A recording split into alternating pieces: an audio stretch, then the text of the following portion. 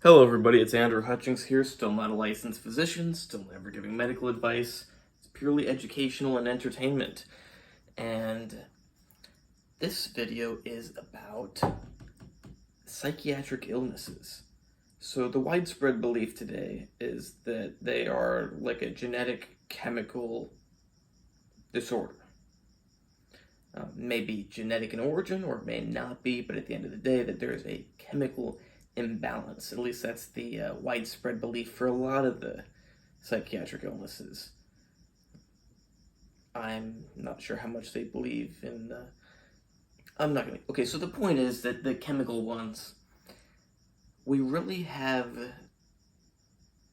very little evidence that it's a problem that causes a chemical imbalance.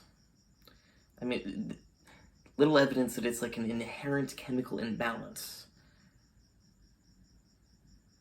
So, ADHD, for example, or let's say depression, lack of serotonin. You've just got some sort of problem where your body doesn't make enough serotonin for some reason, or it metabolizes it too quick. One way or another, your serotonin levels aren't high enough. But is that true?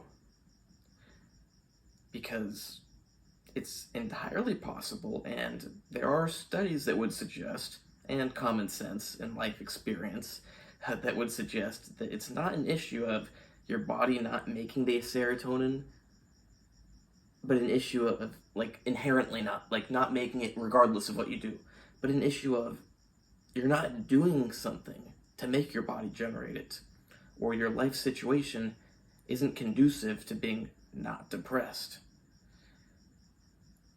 So many people think they have depression, but what if they simply should be depressed? Not everybody should be happy. Not everyone should be not depressed. And it may actually be a bad thing to give these people medications to cover up the symptoms of a greater underlying life problem. Perhaps they need to do something different in life. Perhaps they need to socialize more. Perhaps they need to get a boyfriend or girlfriend. Perhaps they need to get a job. Perhaps they need to do something except for sit around all day. And by giving them psychiatric medications, you make them feel good and forget about what they actually need to work on. That can be problematic, especially on a societal level, if you got lots of people that should be depressed and pushed to do things, instead just taking drugs to feel good and ignore the problems. To put this another way, and I'm pretty sure no one needs to actually be told this, but it's like how your mood can go from horrible to amazing, like that. You could be in the worst mood, but somebody simply says something to you that has some sort of significance behind it about something. Say you're pissed off because you were late to work. You're in a bad mood. It's ruining your day. But then you get some sort of phone call from someone and you believe it, and they say you just got $10 million. Just like that, you went from being depressed to being ecstatic. And it can be the other way around too. And a lot of people, it's probably not an issue that their bodies just can't make the chemicals, but that what they're doing in life is not prompting their body to make them, and they need to change what they're doing. It's only going to create more problems if you simply mask the symptoms. And for people that only like to believe in peer-reviewed scientific studies, there are studies on animals that show that they can have good chemical levels of things like serotonin, meaning that their body can produce it. And then an event happens. Maybe they don't get the right mate they want or something, and the levels plummet. Not because they lost their ability to produce it, not because they were genetically modified, but because now their life situation is not reflected in those high serotonin levels, reflected by those high serotonin levels.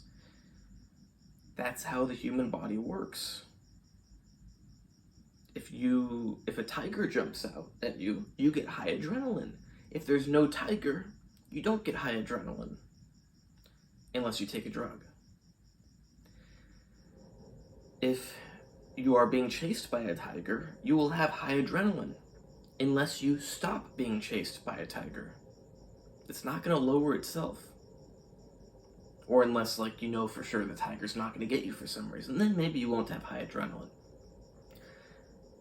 If you get shot in the arm, you're going to have natural opioids being released in the body. If you're not shot in the arm, you're not.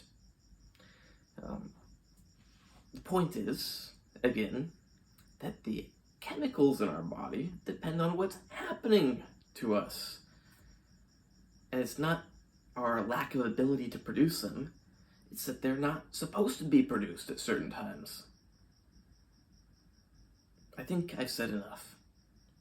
Now, of course, there are some psychiatric illnesses that are caused by brain damage, by genetic defects, but I believe, and I think it's pretty obvious, that a lot of the chemical ones are simply a symptom of what you might call an imbalanced life, an unproductive life, an unpurposed life. Because without purpose, without working towards something, without some greater sense of purpose, you're probably going to be depressed.